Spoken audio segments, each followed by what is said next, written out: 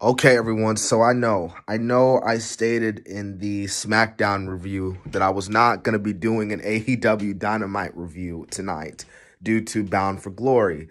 But it has come to my attention that Bound for Glory is actually taking place at 10 o'clock p.m.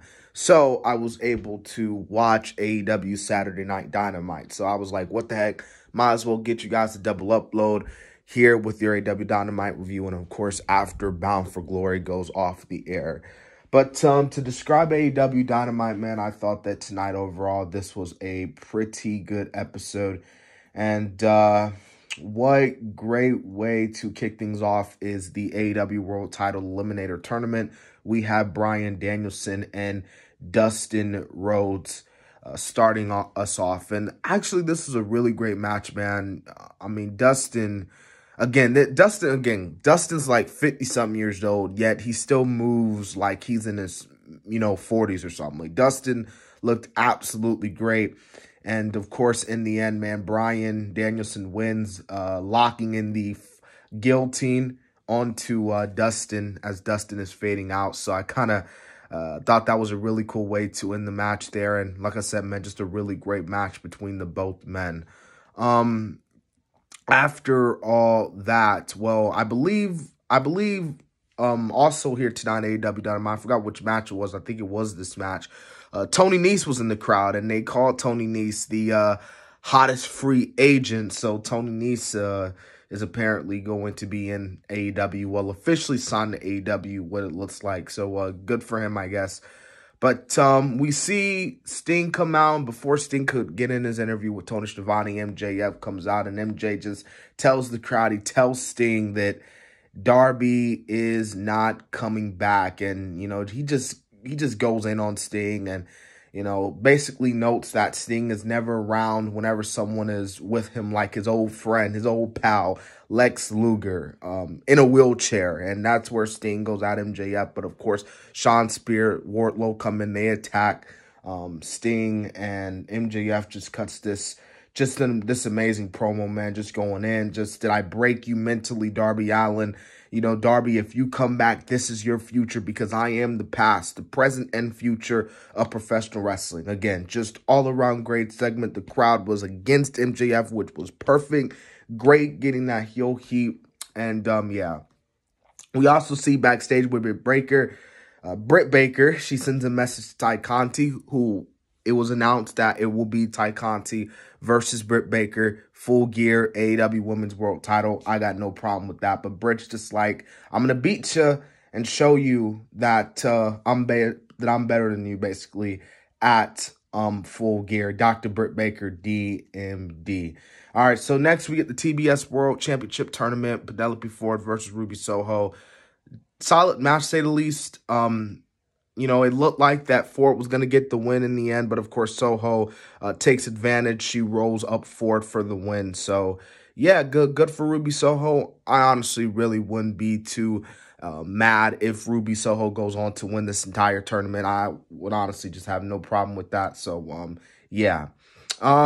We have Wardlow and them backstage. Wardlow asks MJF about MJF running away while he got beat up. MJF was assuring Wardlow that he's doing a good job, but he says it's too much to hold himself accountable. Yeah, man, they're really teasing it, man. They're teasing that split with MJF and Wardlow. I'm loving it. I'm loving that they're doing that slow burn. But next, we got Bobby Fish versus Anthony Green. This was a solid match, to say the least. Bobby Fish was just going in on Anthony Green, because we see that Fish wins with a huge suplex into the rope, followed by a KO kick. But after the match, he's still going after Anthony Green, shot after shot after shot. But then, surprisingly, Mr. Best in the World comes out. CM Punk makes his way to the ring, and he confronts Bobby Fish. So it seems like, with this being said, we are going to be getting a Bobby Fish versus CM Punk match. And who knows, hell, we might even get Bobby Fish versus CM Punk at Full Gear, which is really interesting, because if you saw in the what was the preview for Full Gear already set in tone, it was rumored that it was going to be Wardlow versus Punk. So either way, Fish versus Punk, it should be something there. All right, after that, we got Eddie Kingston versus Lance Archer in the AEW World Title Eliminator Tournament. Man, this is actually a really good match. I enjoyed it. For a second, I thought Archer was going to win, but, you know, you also had that feeling that Eddie Kingston was going to win. And, of course, he did because, of course, Kingston rolls up Archer. Jesus, a lot of rolls up. Yeah, man, Kingston rolls up Archer for the win. Eddie Kingston gets the win there. And, of course, we see after all that, man, the Men of the Year, Dan Lambert, come out, and they're just going in on the Inner Circle. And Guevara is just like, would you please stop? Especially you, Ethan Page. Like, I worked hard. And because I worked so damn hard, I am the TNT champion. Of course, this all leads to what is the official match for next week. The TNT championship being defended as Sammy Guevara takes on Ethan Page. Should be a really great match and a really great title defense for the one and only Sammy Guevara. Now, after this, man, we get Brandon Cutler versus Jungle Boy. Squash match, Jungle Boy gets the win. You know how it is. But after the match, Jungle Boy gets on the mic. He says, "Why don't one of you elite pieces of," I'm not gonna say it, but the pieces of shit. Well, I pretty much said it. Excuse my language. But basically, he calls out the elite. He's like, "Why don't you guys come down here right now?" No one comes out. You know, he's putting in the snare trap on Cutler. Cutler's pleading with his boys to help him. And, of course, the super elite come out, baby. Adam Cole, Young Bucks come out, just attacking Jungle Boy, and they throw him off the stage.